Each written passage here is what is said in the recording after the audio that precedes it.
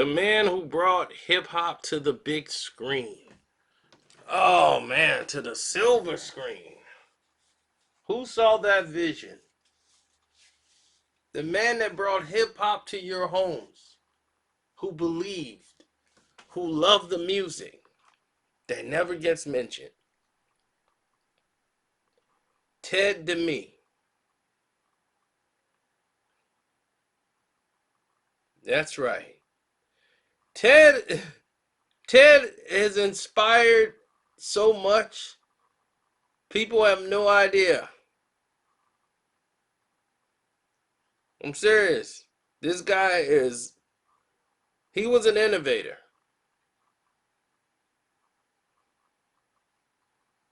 You know,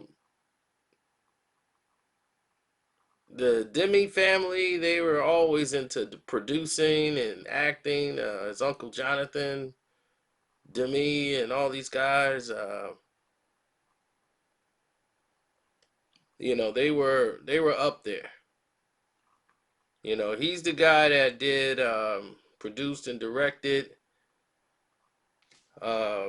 movies like Who's the Man. He did Blow. Blow is his biggest movie he's done. He did The Ref with Dennis Leary. These are the movies that most people just revered and watched over and over again. He also was responsible for Who's the Man. I mean, the hip hop movie there. He's responsible for bringing Yo MTV Raps. So when you were watching Yo MTV Raps in the '80s, Ted DeMe was the guy to bring that in.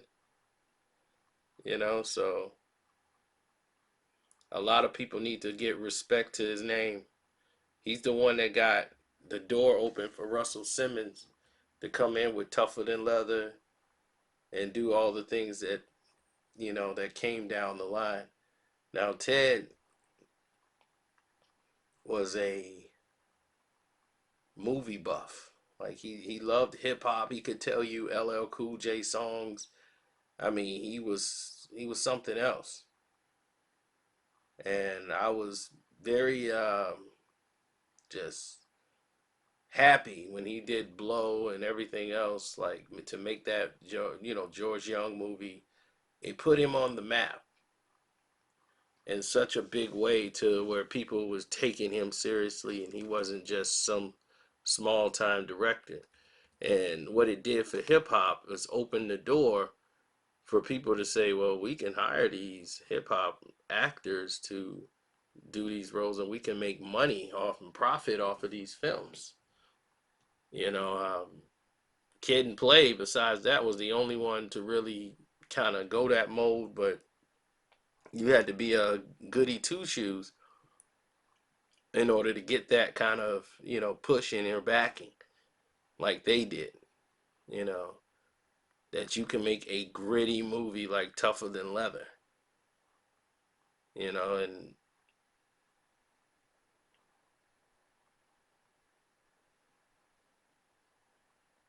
well, he got started doing he got started on Yo MTV Raps back when MTV was being boycotted by hip hop for not wanting to promote certain music, and rappers were, you know, they wanted nothing to do with hip hop at the time. The network, and they were just doing rock, and they just saw hip hop as this fad that they didn't want any parts of. And he had to show and prove that hip hop was more than that. Hip hop was up and coming. It wasn't a fad. It was profitable, and if they trusted him, it could go to the next level. So that's what he wanted to do in the process. Um, what he brought to the table after that, it gave him his credibility. Because in Hollywood, his family, they were known as producers and stuff. He was just some kid doing a hobby. So Yo MTV Raps was the show he wanted to create where he could promote the little hip hop. And they was like, okay, this will keep the urban market off our back, and we could promote our rock, And we'll give you your little segment. We'll make it 30 minutes and just do what you want. Just don't mess up the censorship for the show. And what happened is Yo MTV Raps became one of their most highest viewed shows ever. And because it became one of their highest shows ever that's been viewed, a lot of things happen because of it. Artists and record companies start pouring money into it.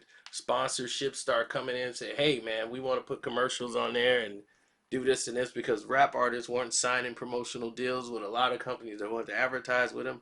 So MTV said, we'll take that money. And they took it and they just kept promoting rappers on there. He was this, now he's the head of this show. He directs how it goes. So he did Who's the Man based on Dr. Dre and Ed Lover, the two guys who he got to replace Fab Five Freddy on the show.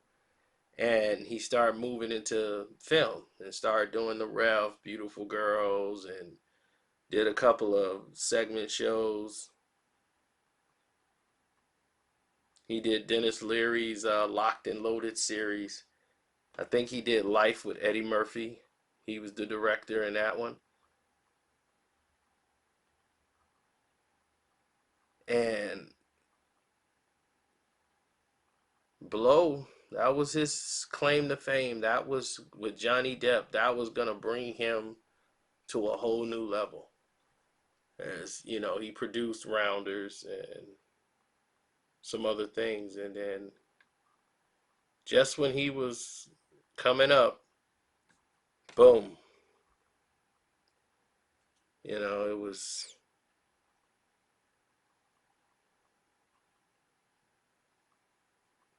just taken away from him. He lost his life.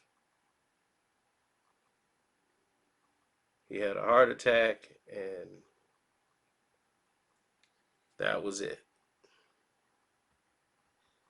Now, from what we've been told, he wasn't taking care of himself very well. Um, things weren't being handled the right way by him right when his career was coming up.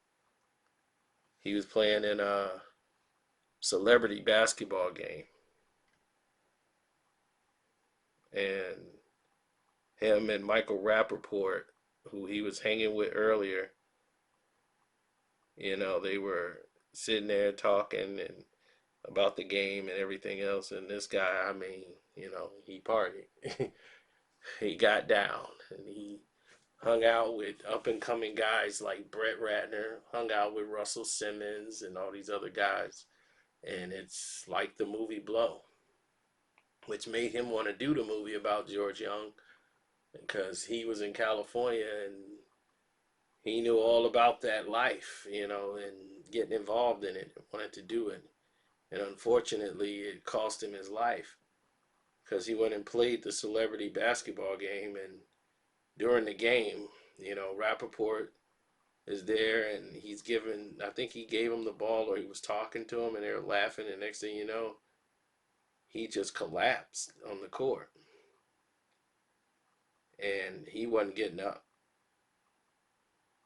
And he had so much cocaine in his system once they did the autopsy that the arteries had hardened and he wasn't in the best of shape. And it was just a matter of time before, it was going to take him. He had heart disease and that was it. He was gone. A lot of people came to speak at his funeral, at his ceremony, but it was like he was forgotten about. All the work he had done basically was washed to the side. But that opened the door for new directors to come through the door and, I mean, come in and just really take the mantle. Brian Robbins, Ted Demme, then was Ted passed, and Brett Ratner basically came up into that ranks and started hanging out more with the Russell Simmons, the Puffy Combs, all of the new people that were coming up in the game. he was making himself known now to these new audience that was coming in. So the pendulum started to switch now. Like the show was going to continue, but with a whole new audience.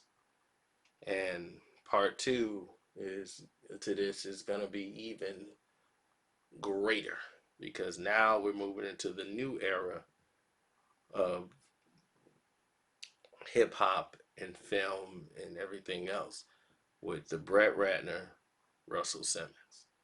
So we'll continue there when I come back. Well, when we come back. Don't forget to hit the Cash App up and donate to the page. Carcino's the name on the Cash App. You know, you can help me out so I can get a cup of water. I would appreciate it. I'm gonna be eating McDonald's 99-cent menu on Wendy's or something.